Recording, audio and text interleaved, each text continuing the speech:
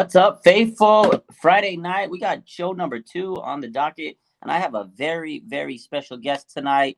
I'm going to let him introduce himself because he needs no introduction, honestly. But take it away, my man. How are we doing tonight? Good. Thanks for having me. I know I am Pandya, orthopedic surgeon at UCSF, and do a little injury analysis on the side. So I appreciate you having me on the show. I really appreciate it. No, I appreciate having you here. And this is perfect because the 49ers are no strangers to injuries. So I want to pick your brain tonight and get like your thoughts on why the heck are they always so injured? There was a report a couple weeks ago that 49ers have the most injuries, over like 1,400 over the last 7 years. It's just crazy to me. Like, players have missed that many games based off injuries or something. I think it was on Colin Cowherd's show. It's insane, man. So this is the perfect kind of show to talk about all that stuff. But before we get into it, tell the fans about yourself. You said UCSF, you're an orthopedic surgeon. Have you been practicing? How long? Give us a little bit of info on yourself for those that don't know you. Absolutely.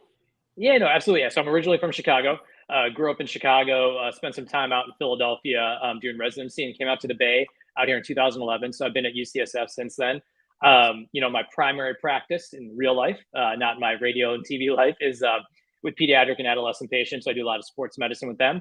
And Nice. I've always had an interest in research in sports injuries, particularly professional athlete injuries. So kind of taking what I do from an academic standpoint and bring it out to the masses. And number one, I'm a sports fan. Been a sports fan since I was young. So it's great to kind of combine those two things and hopefully educate people about what's going on. Because a lot of times you hear these words and things are going on, and it's what do you make of it? What does it mean for the fan? And that's what I'm here to do. Perfect. Yeah, no, that's amazing because sometimes we do hear injuries and people don't always know. They're like, oh, well, so-and-so, Adam Schefter said this, but Adam Schefter's not a doctor. So it's good to understand, from the medical mind. So going into it, like I said, the 49ers have had a multitude of injuries over the last couple of years. What's your take? Why are they always hurt? There was a report the other day of report cards coming out for all 32 teams from the NFLPA.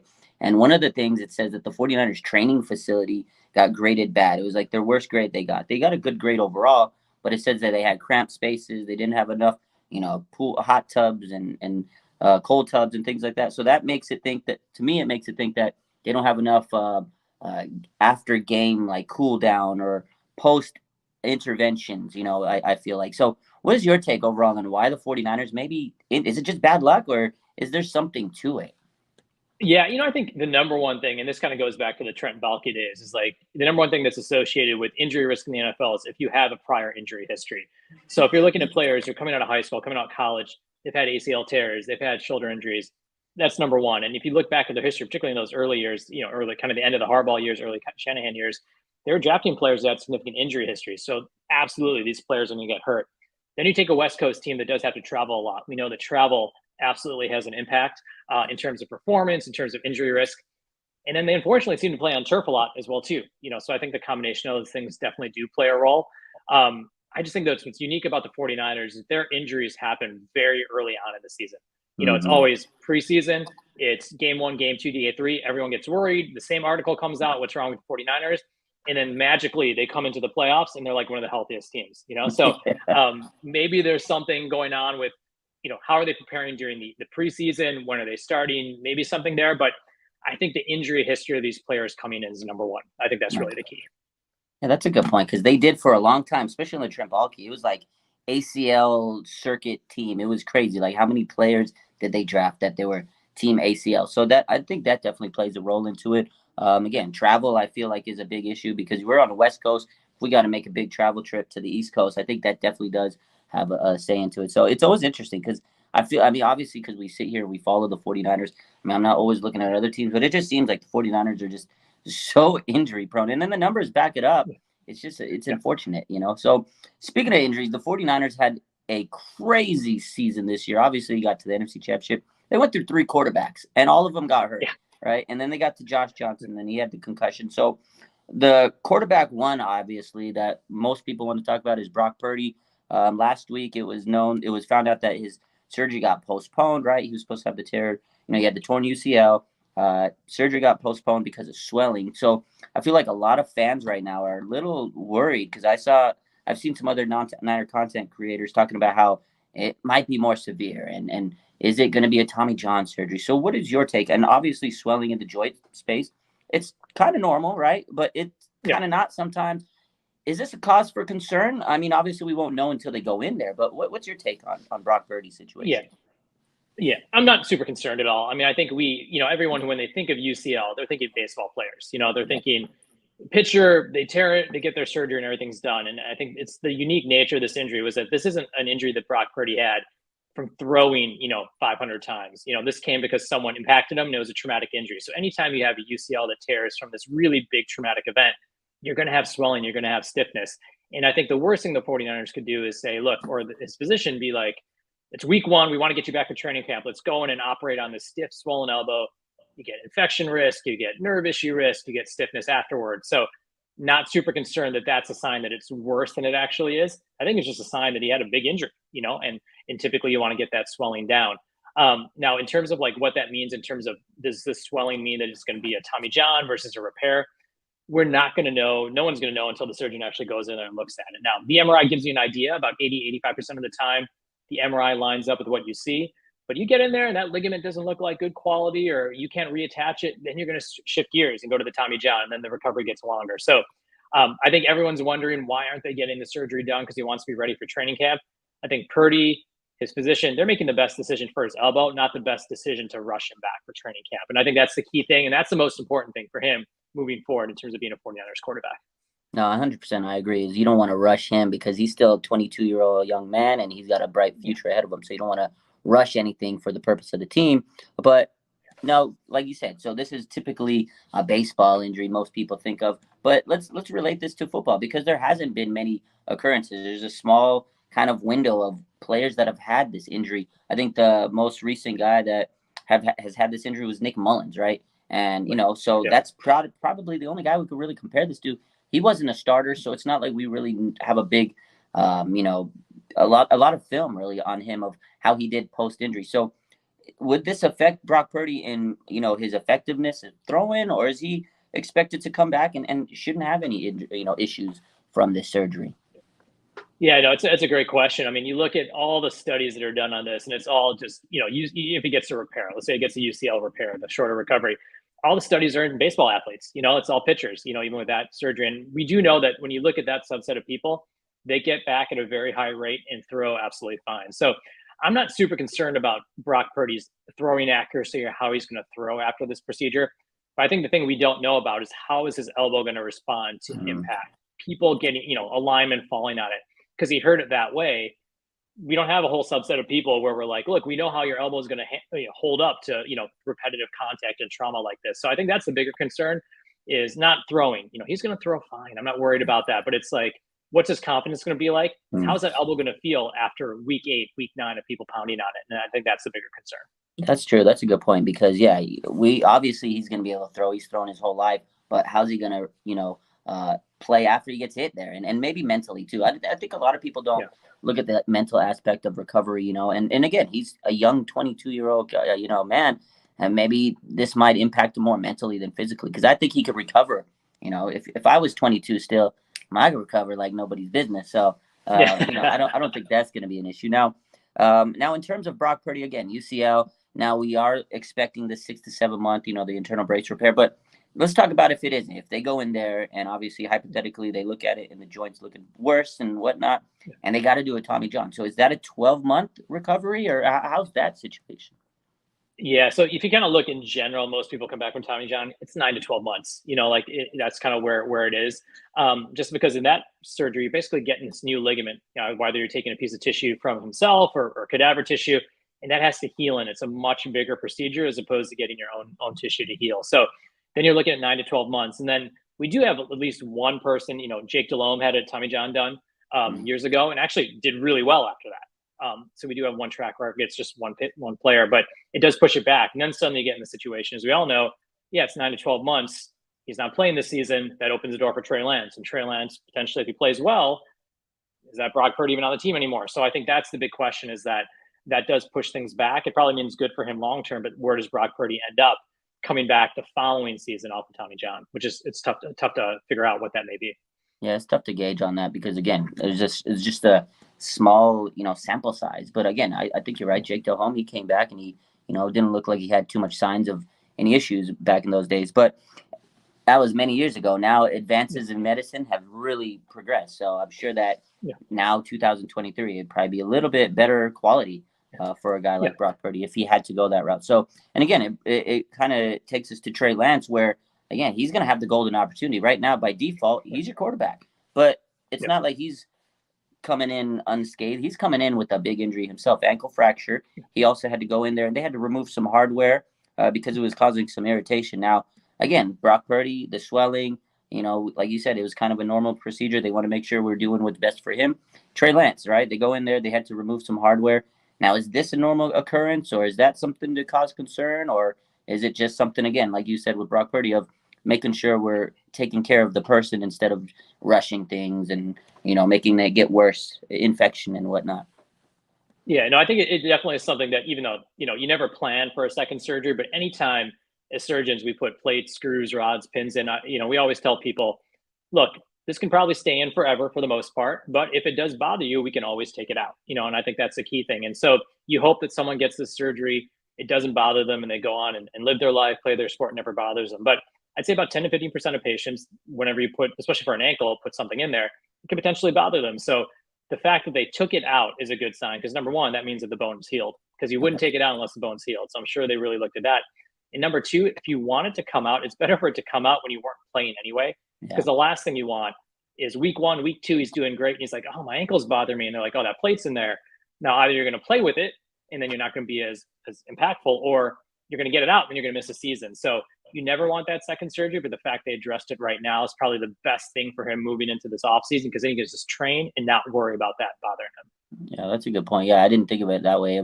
If it would have happened week 2 or something, then he had to go back and reopen it, and then he might miss the season. So I guess that's a good sign for us because I think a lot of us, when we see these setbacks, like we like to think of them, is we start panicking. 49ers Twitter is a very volatile world. So you're not too worried about these situations, it seems like. It seems like you're pretty ho-hum on it, huh?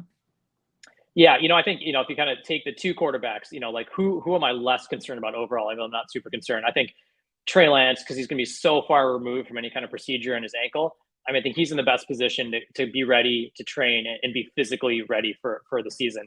Obviously, Purdy, it's a little bit tougher because even if he is month 6 given the green light, you're talking about someone who just finished his rehab and is going into playing an NFL game. So I think the odds are in the favor of Trey Lance, but both of them, I think, assuming they heal, they're young, they're healthy, everything goes well with their surgery, we're going to have 2 quarterbacks who can contribute for the team. It's just when those 2 line up, I think is going to be the big question for everyone. And I think Lance is a little bit more predictable. Purdy, there's still, obviously, hopefully we'll know next week after surgery what that'll be.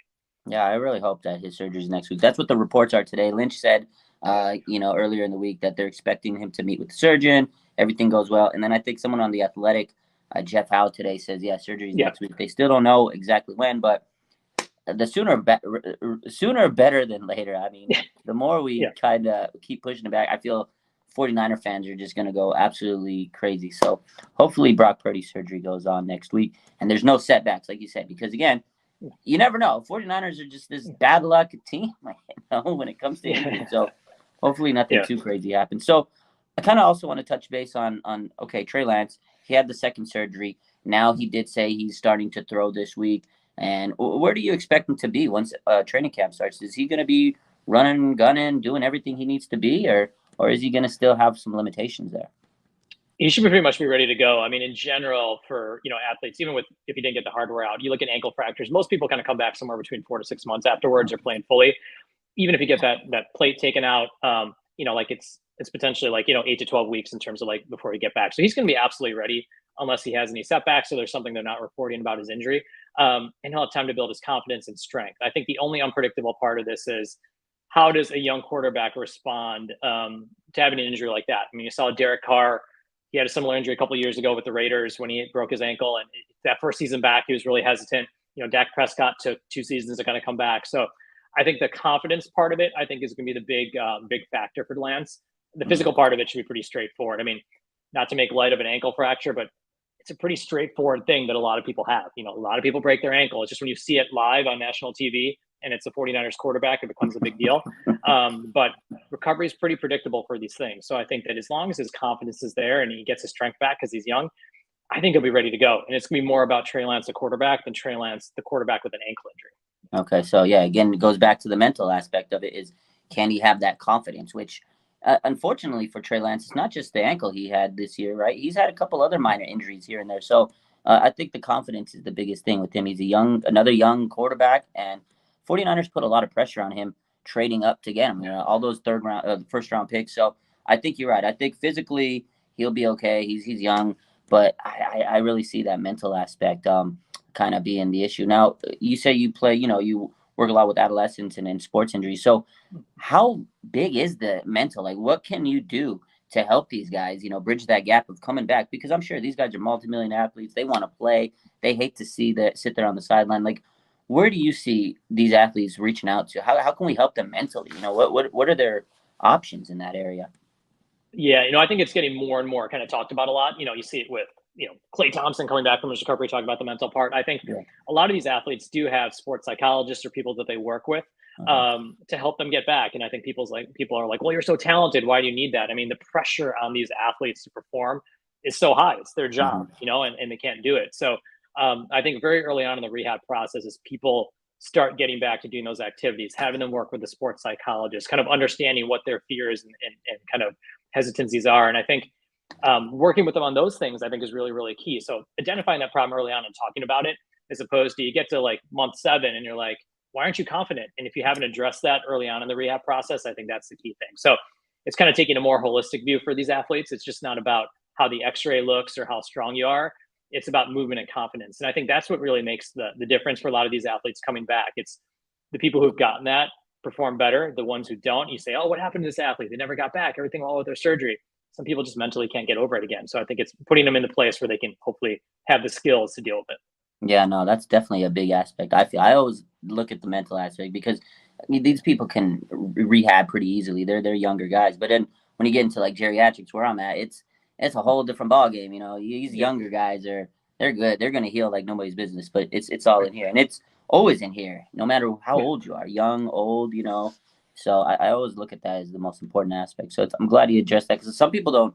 I talk to fans and stuff, and they're like, why is he not good? So it brings me to another guy. Javon Kinlaw. I feel like mentally this guy has just had the worst luck. Like, obviously he's a big guy, chronic knee issues. He, like you said earlier, players that they drafted with injuries coming into the league, like predisposed them to having a lot of injuries. But mentally, because he's a first round talent, he had a lot of pressure on him.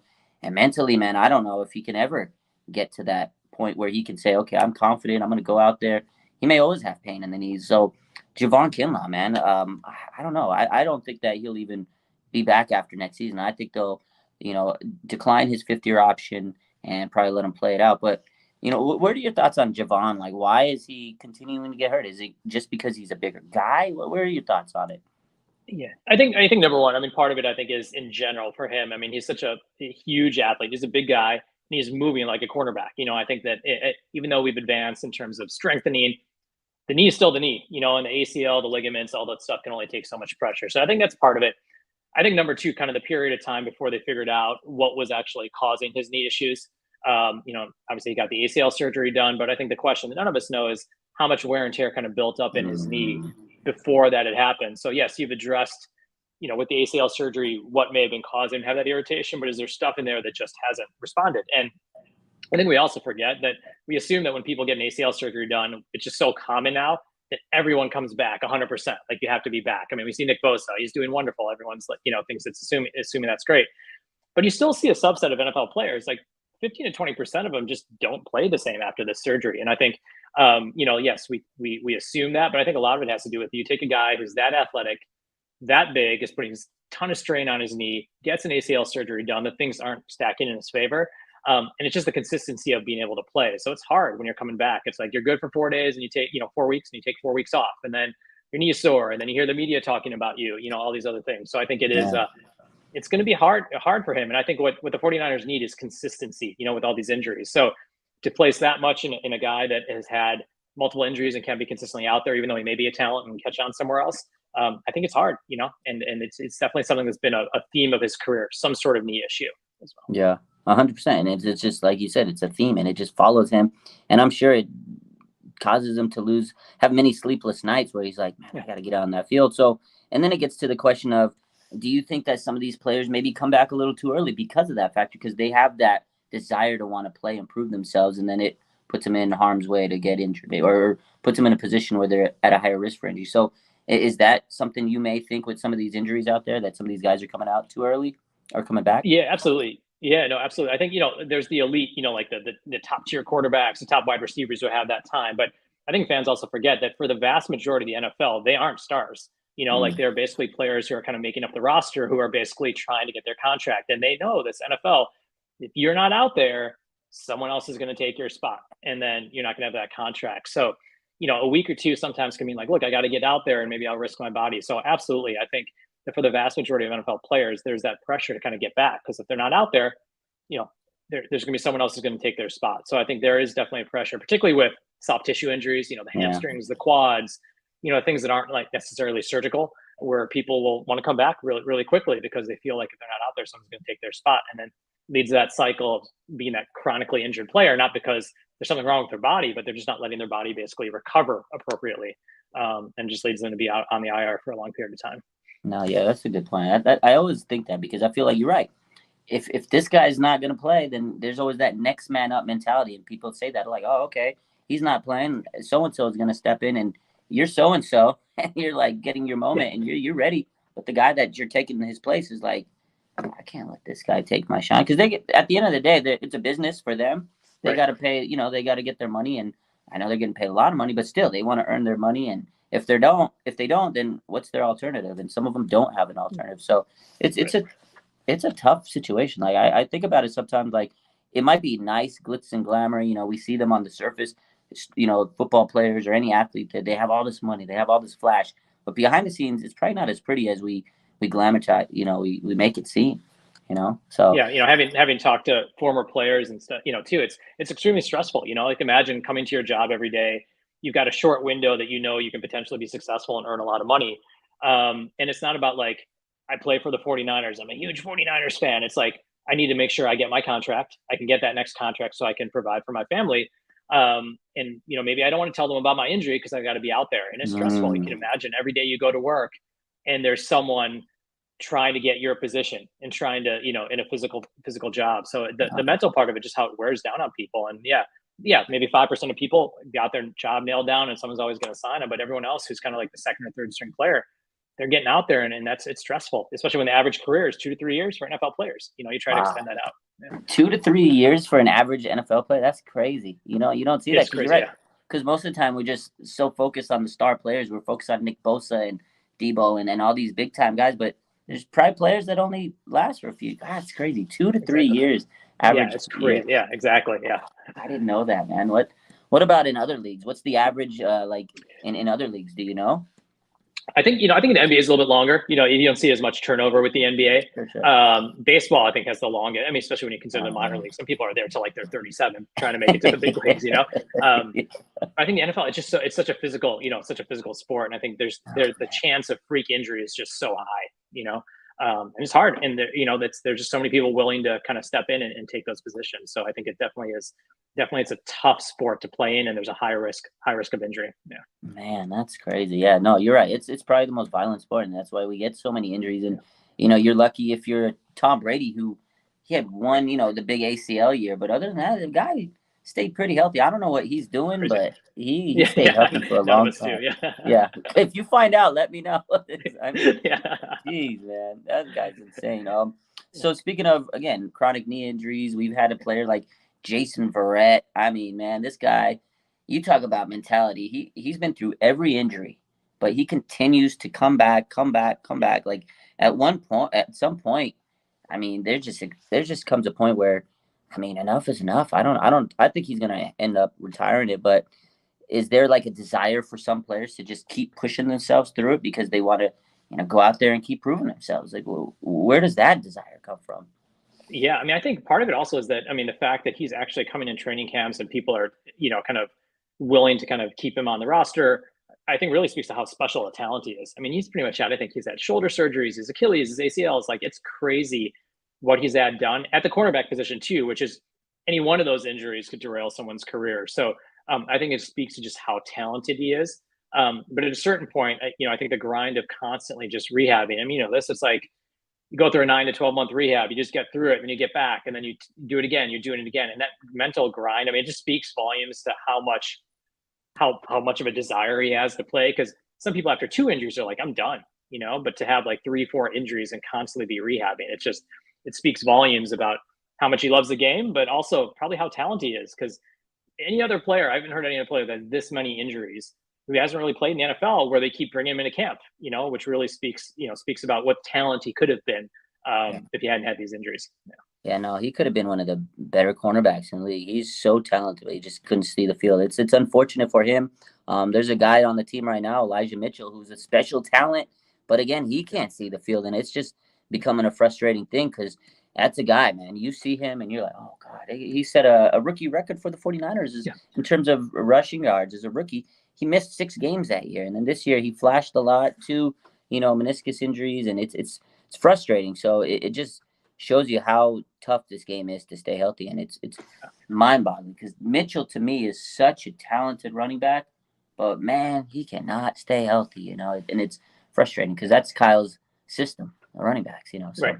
Yeah, exactly. But they do go through running backs a lot too, so it's another. It's like a running back factory. Kyle can find running backs like he could find his dad, dust on the floor. Yeah, it's crazy how he finds these guys. I don't know how he does it. Undrafted free agents all the time, and then when he actually goes and drafts a guy in the 3rd round, they don't pan out. So doesn't work. If you know Kyle, please tell him don't draft a running back in the 3rd round because Trey Sermon didn't pan out. You had TDP, the writing, it's still in the air. He goes and gets a Matt Breida, and Elijah Mitchell, these late round undrafted guys, Jordan Mason. They look great, man. Yeah, exactly. Yeah. But oh man, is there any inclination you think that Trey Lance with his injury that the 49ers maybe trade him? I know there's been some rumors out there, but I don't know how much invested you are into the team, but there's been some silly rumors out there of Trey Lance getting traded and whatnot. I mean, I think it's silly. What about you? Do you think there's any inclination of them? I don't think so. I mean, I think if Purdy, so I think it's a different story if Purdy was healthy, coming into the season. And I mean, I'm not going to bring up Jimmy Garoppolo, but if Garoppolo was kind of an option as well too. I mean, it doesn't make sense for them, even with Purdy, even if he gets a 6-month procedure. You can't go into the season with a quarterback who's just coming off a UCL injury. And then the free agent class of quarterbacks right now there's no one that you can really depend on. I mean, when you're talking about like Joe Flacco, Andy Dalton, that's not going to lead you to the playoffs. So I think there's no reason why the 49ers would trade Trey Lance. And I don't even know what his trade value would be if he hasn't played. I agree. So I think the best case scenario for them is Trey's healthy. He's able to perform. Brock's healthy. He's able to perform. And then the 49ers have a stacked quarterback room, given all the issues that have happened with them injury wise. And they get a veteran third string quarterback, and that would be ideal. But I don't think the trade, even though the way John Lynch was talking about him at the press conference, it's a little bit odd.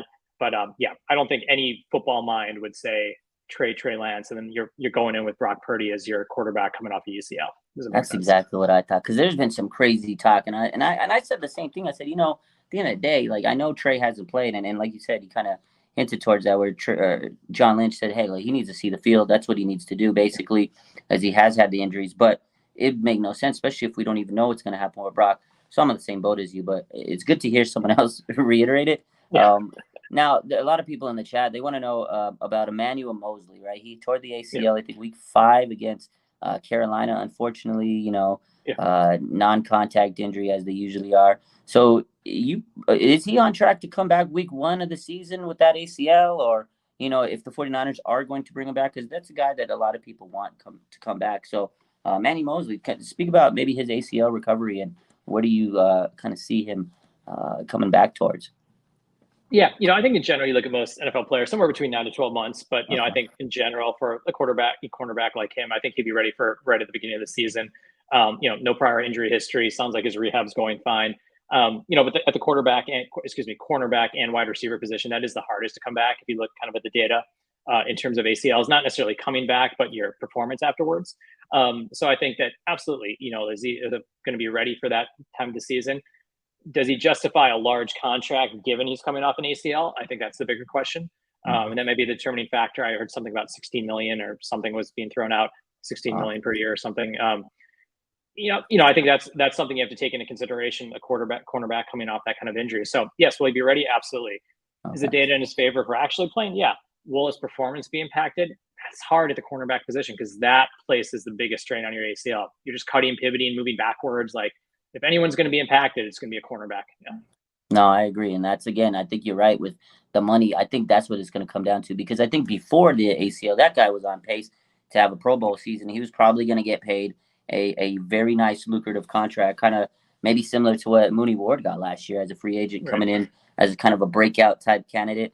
But now with the injury, I don't think that he's going to get much on the market. So, he may have to consider that. He may consider maybe like a 1 year prove it type deal, because ACL is pretty serious, especially for a cornerback, when you can go draft a multitude of young guys, and the 49ers do a good job. They have Diamond Lenore, Sam Womack, two young guys that can kind of maybe take that step in the right direction. So it's going to be interesting, but it is good to know that I agree, like you said, that he should be back on track to start the season. But there have always been, different reports here and there, but week 5 should be on pace to come back for start of the season. That's good.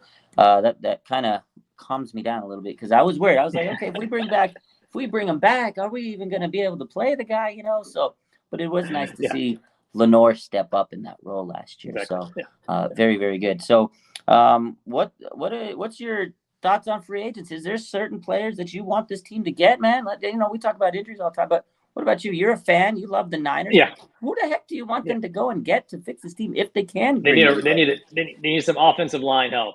I think I think that's the key. I mean, I think if the one way you can protect your quarterback is get offensive line. So I think that's going to be the number one thing I think need to get moving forward. And if they can get that short up, then I think no one can really kind of hit this team. I think that's really the key. That's the key. Okay. Yeah, I agree. I think if they could shore that O-line up, I think as long as the quarterbacks stay healthy, then we should be good, man.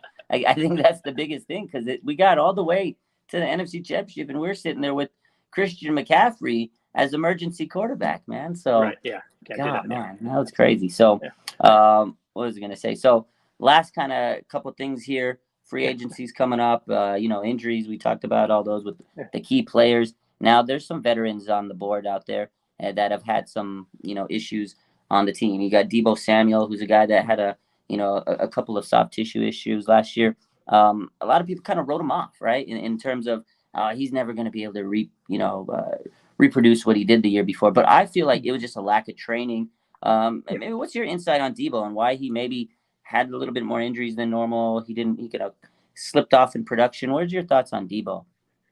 Yeah, I think a lot of it has to do. Part of it is just the fact that when you have someone who's playing both the running back and wide receiver position, it's a lot of strain on your body. It's different, working different muscle groups. You're basically being explosive and then having to take hits. So I think a lot of what makes him great is his physical size, and his explosiveness. But he's kind of a setup for that. And once you kind of start getting your hamstrings, your quads, your calves, it's going to build up. And I think a lot of it is downstream in production. Was also McCaffrey, was on the team as well too. So, Deebo did essentially stay relatively healthy. He just didn't produce this year. But I think a lot of that you take consideration McCaffrey. So I think if they kind of figure out how they're going to use both of them next year a little bit more, I think they're both going to be set up for a really good season. And I think it'll be beneficial for both of them.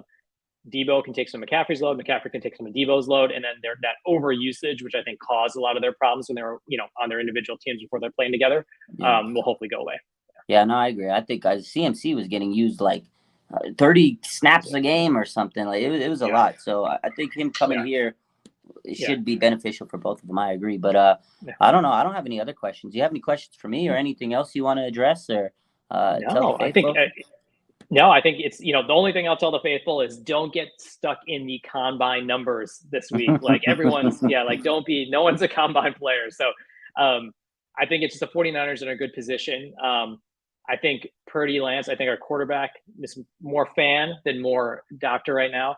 I think they're set up to have a great quarterback room, and it's an exciting time to be a 49ers fan. I think the future is bright, and Yeah, I mean, as long as we don't have Jimmy G, I love Jimmy G. He's from the same area of Chicago I grew up in, but it's time to move on. we The Jimmy G show has to end. Yeah. we might have just opened up a little Band-Aid here, a little Jimmy. So you're probably right. I mean, kudos to Jimmy for what he's done to the team, right? He helped change the culture a little bit, but we want to talk about injuries. Jimmy Garoppolo is a guy that has had so many injuries. I mean, this guy, he couldn't get traded last year because of his injuries. So, I mean, I guess I'm on the same boat. But so you went to the same part of Chicago. You're from the same part of Chicago as him, huh? Yeah, I grew up in the suburb of Chicago named Arlington Heights. You know, Prospect Heights, Arlington Heights is the area in Chicago. Yeah. Obviously, he's younger than me, but he went to a high school that was in my conference, things like that. So, yeah, I mean, he's a little bit of a legend in the Chicago suburbs. But you're a bigger legend than him. I'm gonna tell you that. In my book, you are. Yeah. So I appreciate you for coming on, man. I really had a good time. But maybe after Purdy's surgery next week, and we get a little bit more information, I'll have you on, and we can chop it up about Brock Purdy and his recovery after that. So absolutely, yeah. No, thanks for having me. I appreciate it. I appreciate you, man. You have a good night, and thank you, faithful. Yeah, absolutely. Thanks. All right. Yeah.